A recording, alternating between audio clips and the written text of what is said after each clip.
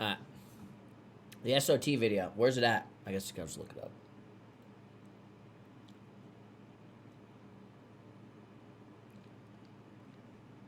I think your food's dead already. You don't have to stab it 1,000 times more. What the hell are you talking about? It's rice.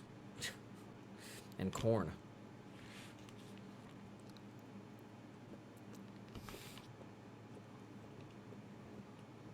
Mmm. I'm just gonna exit all tab networking.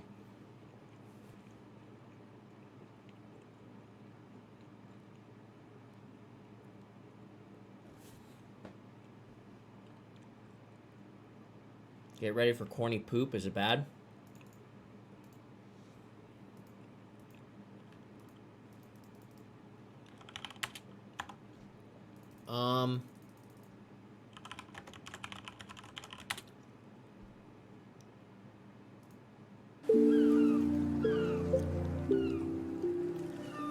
Here, executive producer on Sea of Thieves with another weekly dev update. So first of all, a reminder that Black Powder Sashes is coming out next week on Wednesday, the 17th of July.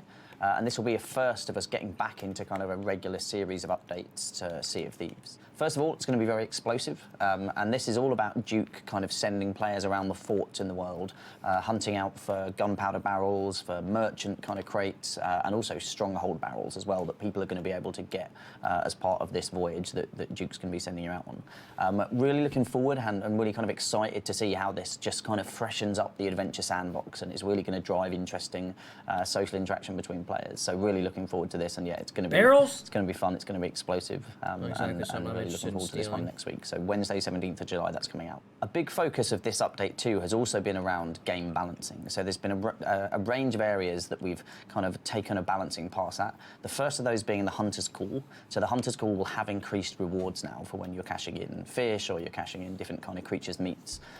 So you know we've taken a look at that. We've taken feedback from all of our players, and we've counted the amount of times splash towers have been cashed in and decided to increase rewards slightly. So you'll see that in the 17th of July update. So there's also been a range of difficulty balancing, with a couple of highlights of that being the Skeleton Lords as part of Tall Tales are now balanced for different crew sizes, much better. The same with the Megalodons and how they attack and interact with different crew sizes, and even just the behaviours across the Megalodons have had a real pass at them. So you'll really see some kind of distinct behaviours out there on the seas now. We played for 4 days, got a bunch of megs on us, they never even attacked us. Cursed cannonballs, and also really kind of up the rewards a little bit for exploring. So just when you're out there exploring the world, you'll kind of start to see a few more kind of rewards out there.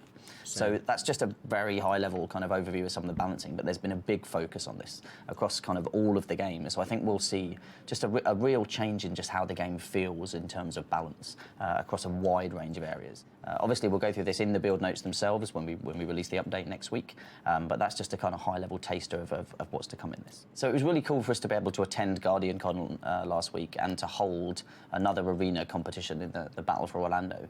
It's a bit different to what we did at E3 itself with the kind of qualifiers that we had on day one, going into the semis, going into the final on day two, but really cool to be able to kind of test that kind of process out and flow out, and to have people who could just come along and bring a crew and get involved. Like, really cool to see that. Really cool to see members of our community and the kind of how competitive that a lot of people are in the community, and the skill level as well is incredible. And it was really cool to see that. I think I was chatting to John about this, and obviously I didn't get to attend, but he said the semi-finals for him were like a real highlight as well, because you know that was after the first round of qualifiers, so you'd got good crews through, and they were all up against each other, just trying to get that one win to get them into the final. And to see the range of competition, to see how close they were, I think like sounds really exciting. And I think as we look to the future for Arena and we look for how we do different tournaments like this again, like I think we can take what we've learned both from E3 and what we've learned from GuardianCon and apply that to kind of future tournaments. So is there a way we can potentially stream the semis as well as the final, because that's when the kind of competition starts to get really fierce and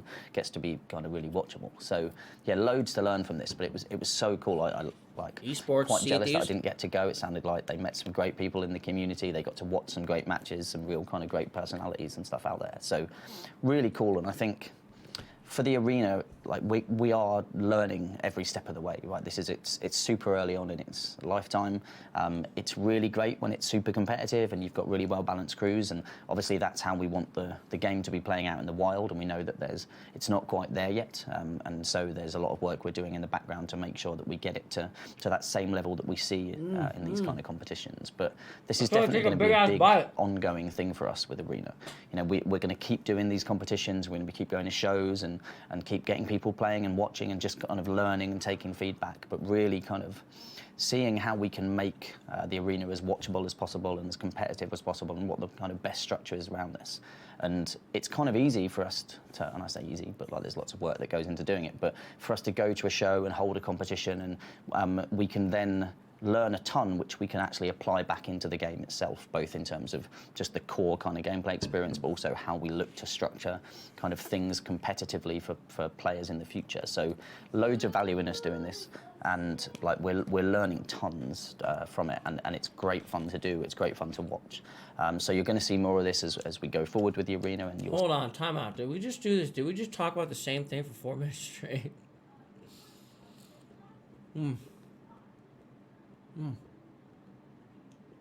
See the kind of fruits of that feedback into the game itself. So, you know, there's these two strands definitely for Arena. One is iterating on the gameplay experience everybody gets to play at home, but the other is also continuing to kind of hold these competitive events and tournaments and stuff, and learn as much as we can from that, and really try and drive the kind of watchability of the game upwards with it.